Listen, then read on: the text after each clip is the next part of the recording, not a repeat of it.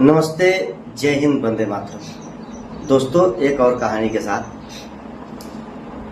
एक बार एक मजदूर जमीन की खुदाई कर रहा था और माटी खोदता था और गधे से उस माटी को ढोता था। लेकिन किस्मत ऐसी कि एक बार उसको खुदाई करते समय एक हीरे का टुकड़ा मिला, पत्थर की तरह था, जो कि बहुत चमकता था। अब उसको मजदूर को पता नहीं था कि आखिर ये क्या है। वो था हीरा। उसने उसको अपने गधे के गले में पहना दिया और फिर मिट्टी ढोने लगा। और उस हीरे पर एक सेठ की नजर पड़ जाती है। सेठ देखता है और उस मजदूर को बुलाता है, बोलता है कि जो ये गधे के गले में पत्थर आपने लगा रखा है, क्या इसको आप बेचना चाहोगे? मजदूर तो गरीब था, उसको उसके बारे में पता नहीं था।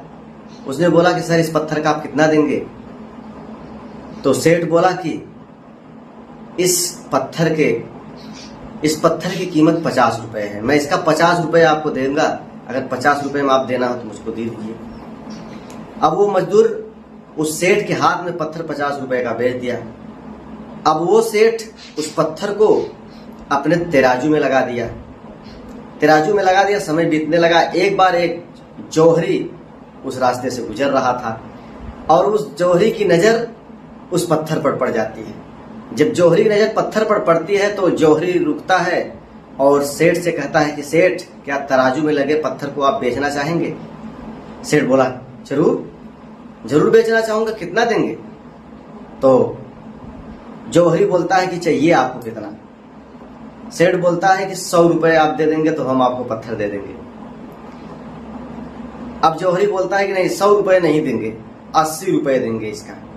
अब जौहरी 80 चिल्ला रहा था और सेठ 100 रुपए चिल्ला रहा था। आखिरकार वो जौहरी, कंजूस जौहरी ने 80 रुपए से ऊपर नहीं गया और उन्होंने उस पत्थर को नहीं लिया। वो चला गया। वो समय बीत गया। कल भर दूसरा जौहरी उस दुकान से गुजर रहा था और देखा तो बोला, सेठ जी, क्या ये पत्थर आप बेचना चाहेंगे? सेठ ने कहा कि अवश्य। तो जौहरी ने कहा कि इसका कितना चाहिए? सेठ ने कहा कि इसका मात्र 100 रुपए चाहिए। जौहरी ने तुरंत 100 रुपए निकाला और उस पत्थर को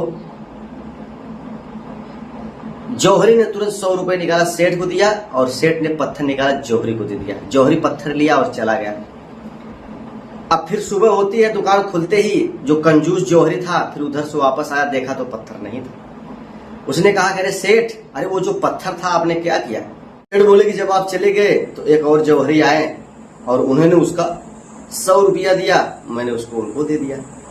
अब जौहरी बोला सेठ को, करे सेठ, तुम महामूर्ख हो। सेठ जी बोले, अरे भाई ऐसा क्यों बोल रहे हो? बोला कि आप मूर्ख हो। अरे मूर्ख, वो पत्थर नहीं था, वो तो हीरा था। तुमने उसको 100 रुपए उसको दे दिया। सेठ ने कहा कि मैं तो मूर्ख हूं, लेकिन जौहरी साहब आप तो महामूर्ख हैं।